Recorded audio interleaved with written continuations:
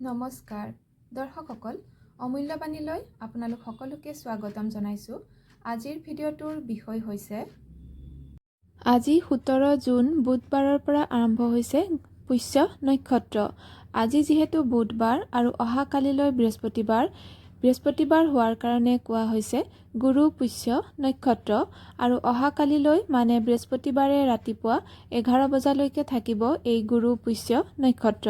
তাৰ আগতেই আপোনালোকে কৰিব পাৰে যিকোনো শুভ কাম আৰু কেইটামান বিশেষ উপায়, বিভিন্ন সমস্যাত আপোনালোকে সুফল লাভ কৰিব।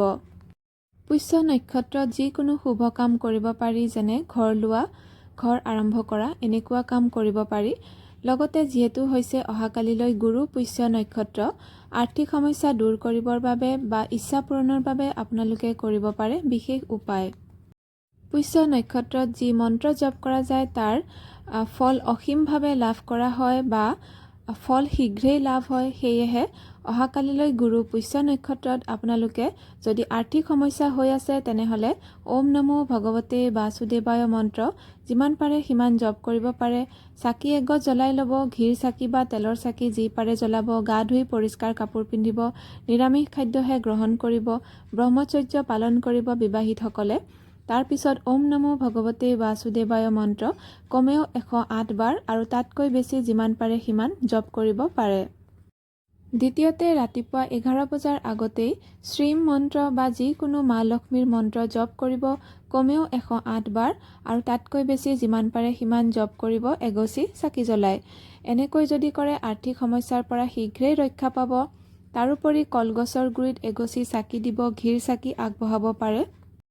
ঘৰৰ প্ৰধান দৰজাৰ সন্মুখত ঈশান কোণত ঘৰৰ ভিতৰৰ দুগছি চাকি দিব, এগছি দিব। যদি পাৰে ঘিৰ দিব, নোৱাৰিলে তেলৰেই দিব। কোনো ল'ৰা ছোৱালীৰ যদি বিয়া হোৱা নাই তেওঁলোকে নিজে বা তেওঁলোকৰ পিতৃ মাতৃয়ে অহাকালিলৈ 11 বজাৰ আগতেই মহাদেৱৰ মন্দিৰত গৈ শিৱলিংগত কেঁচা গাখীৰত অলপমান কেশৰ মিহলাই অৰ্পণ কৰিব আৰু মনৰ ইচ্ছাটো প্ৰকাশ কৰিব, চাকি জ্বলাব আৰু ওম নমঃ শিৱায় মন্ত্ৰ অতি কমেও 108 বাৰ জপ কৰিব।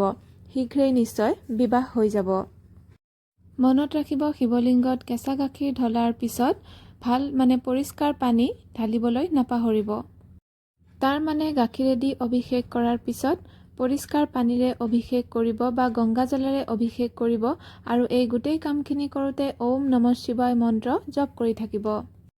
লগতে অহাকালিলৈ হালধিৰ ফুট ল'ব, হালধি মিহলোৱা পানী গোটেই ঘৰতে ছটিয়াব, হালধিৰ ফুট নাভিটো লগাব, শুকান হালধি ল'ব, পাউডাৰ নতুন পেকেটৰ পৰা ল'ব বা পূজাত ব্যৱহাৰ কৰাহে ল'ব।